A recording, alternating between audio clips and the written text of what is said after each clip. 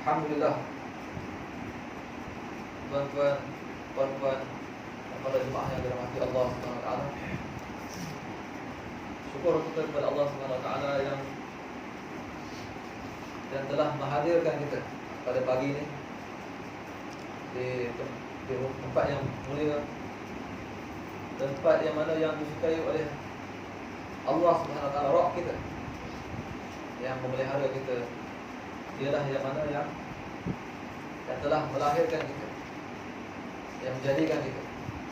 Dialah sebenar-benarnya penjaga, yang mana yang menjaga daripada mana kita hidup, daripada kecil dari dilahirkan. Walaupun zahirnya ibu bapa kita yang jaga kita, zahir yang kita nampak, yang kita tahu, yang kita semua maklum, kita dilahirkan, dibesarkan oleh kedua ibu bapa kita. Lumrah macam itulah. Walaupun ada kalanya kita di waktu kecil tidak dihantar kepada pengasuh, dihantar kepada sekian-sekian orang, ataupun pada tok kita sendiri untuk diasuh. Namun sebenarnya bapa kita lah yang mana yang kita tahu, yang biasanya yang menjaga kita besar ini. Kami yakinlah bahawasanya yang sebenar-benar yang menjaga, yang memelihara, yang mengurniakan, dan juga yang menentukan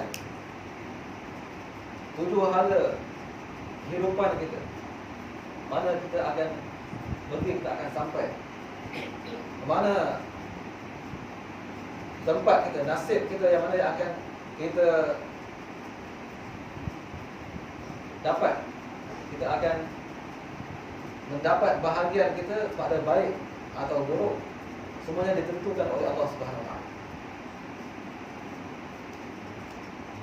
Jadi keyakinan yang sebegini yang mana kita hendak tanamkan di dalam hati kita,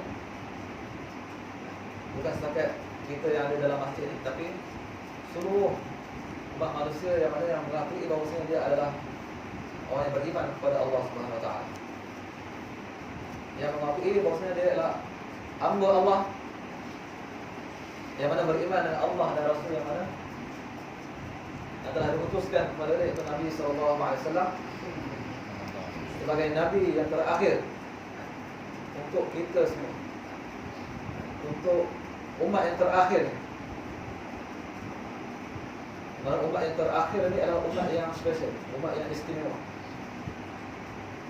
Daripada Nabi SAW diutuskan sebagai Rasul, sebagai utusan Allah Subhanahu wa taala,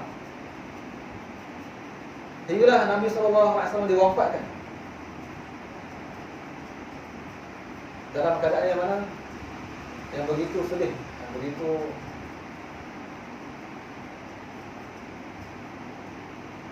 tak dapat digambarkan kehebaan orang Islam yang bersama dengan Nabi SAW yang hidup di zaman Rasulullah SAW,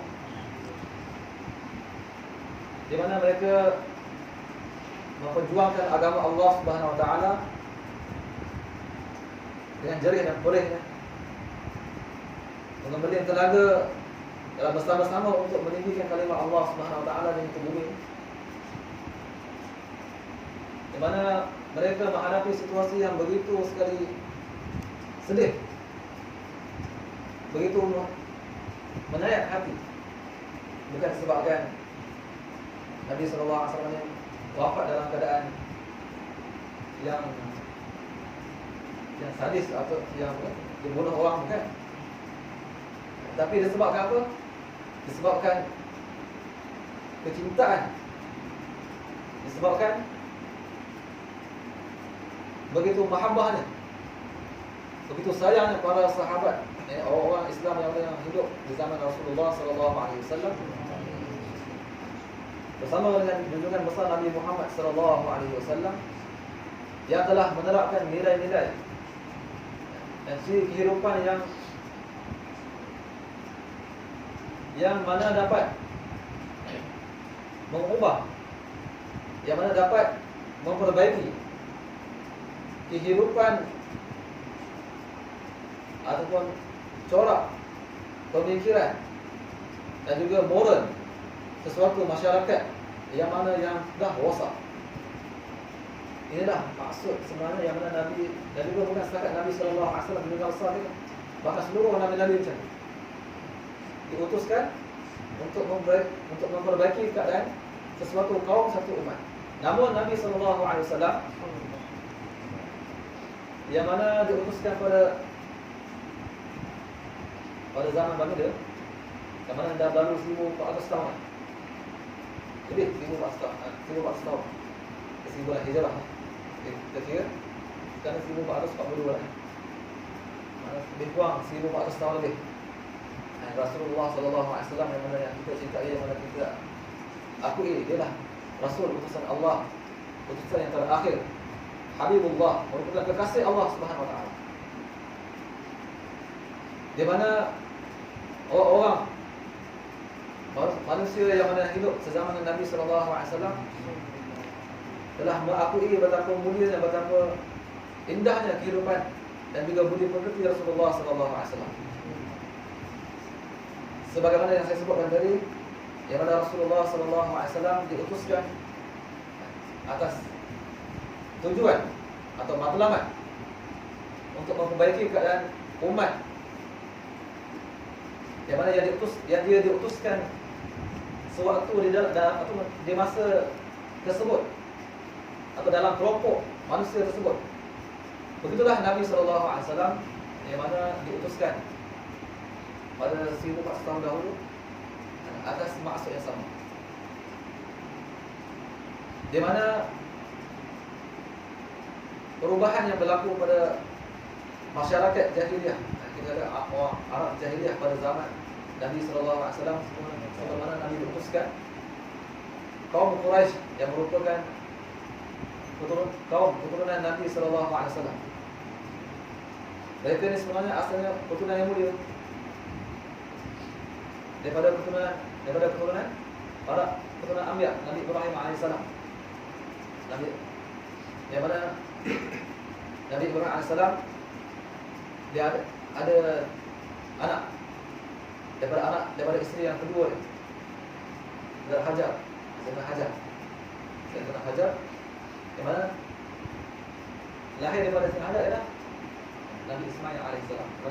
Kisah dia yang mana yang dirakamkan dalam Al-Quran, yang mana yang kita diperintahkan disebabkan kisah perjalanan hidup mereka, pengorbanan mereka, sehingga pada hari ini kita ni diwajibkan, jadi kewajipan bagi kita, bagi yang mampu untuk apa? Untuk menggunakan haji, melaksanakan ibadah korban. Walaupun kita kata sebahagian orang yang mana yang dituntut, di mana kita disyaratkan kewajipan tersebut bagi yang mampu. Sebenarnya tak ada tidak boleh kita beri alasan yang mana kita ni tak ada duit, tak ada kekurangan dari segi harta benda kita dah terlepas.